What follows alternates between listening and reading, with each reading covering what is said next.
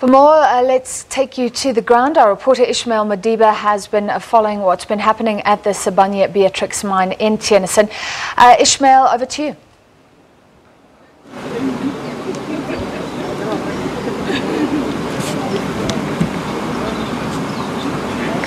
Ishmael, can you hear me? What's the latest on the ground?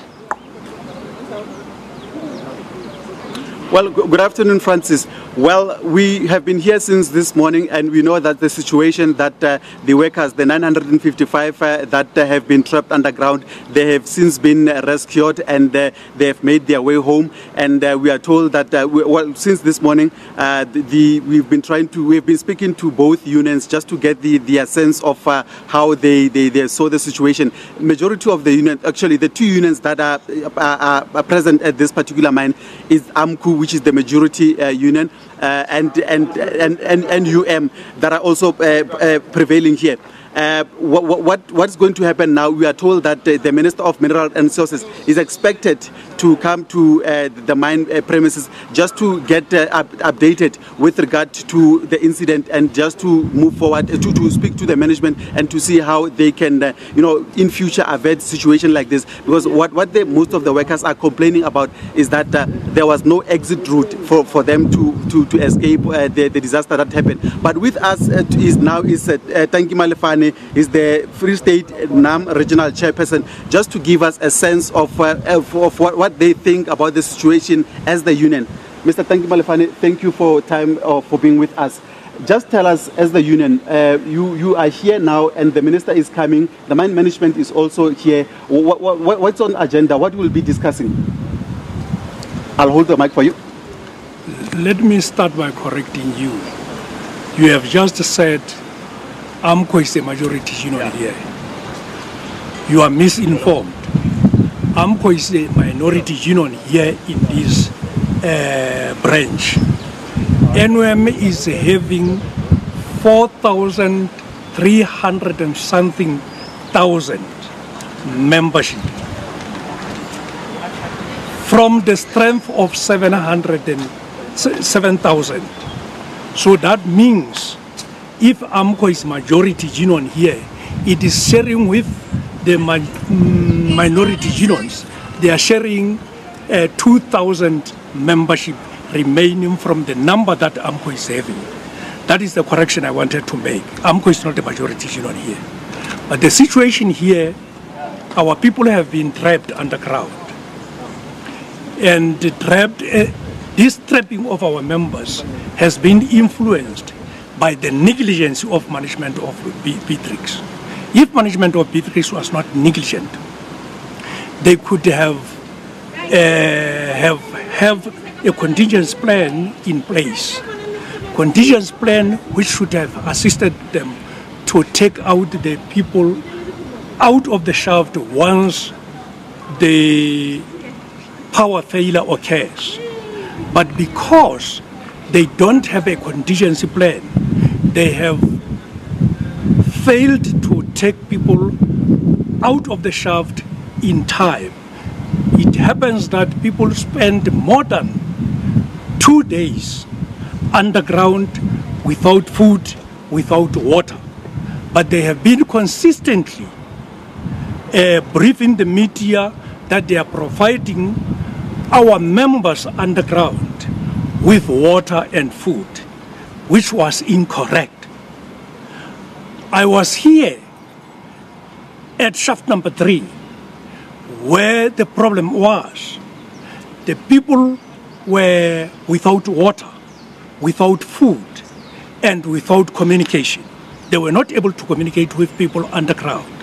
It was only at 12 when communication was established, and we went to the shaft with the vice president. It was then that we were able to talk to the people underground to establish what the conditions they are experiencing underground. The people in the presence of the vice president, they said they have been underground without getting anything from management. And they were requesting management as to how soon are they taking them out. By then, there was no answer because there was was no response as their contingency plan was not working. Another thing that the workers have expressed their unhappiness about is that it looks like they are expected, they are not sure when to report for duty. From the union side, with the communication, if there's any communication between you and the management, when are the workers expected to resume with their duties? Guys, what has to happen?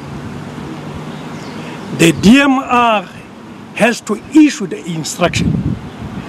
instruction to the management as to what has to happen in terms of conducting investigations on the shaft, establishing the safety of the shaft. If there are deviations, give management the time frame to fix those deviations. Having fixed those deviations is then that the people will be able to go underground. The people cannot go underground before those deviations have been established or fixed. But what we have established is that the DMR up to now have not yet issued any instruction.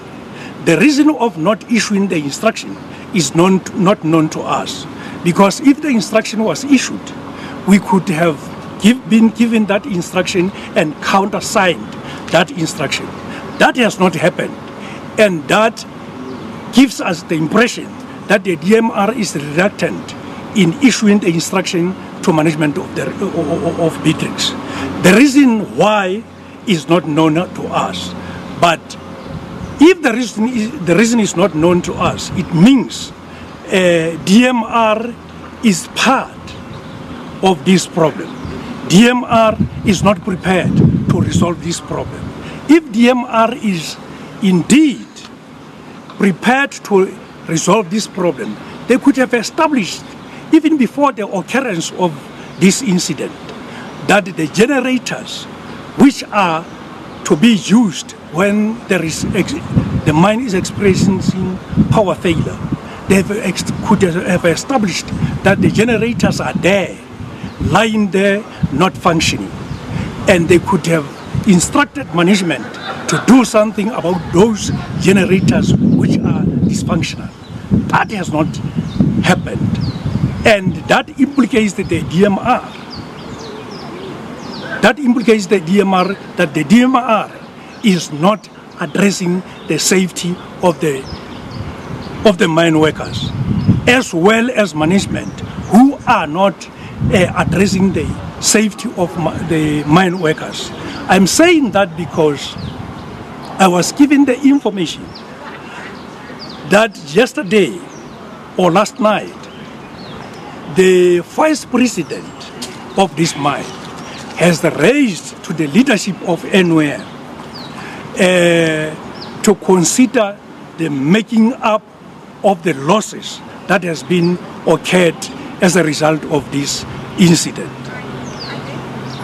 That shows that management of Beatrix is focusing only on production, not the safety of the mine workers. The safety of mine workers to them is secondary, and that is the problem to us. There's also another issue of the workers of demanding a compensation of 3,000 rand. What's your take on that?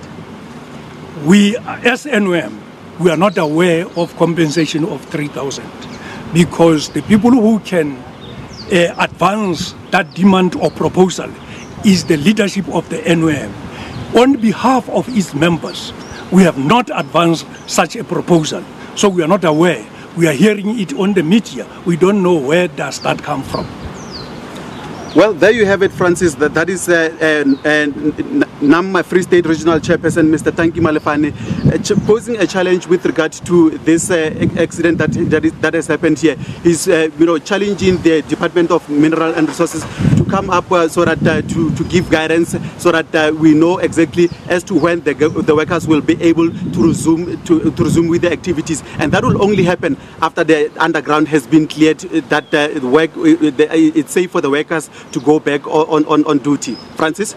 All right, thank you very much, Ishmael, and we'll check in with you a bit later on. In other news,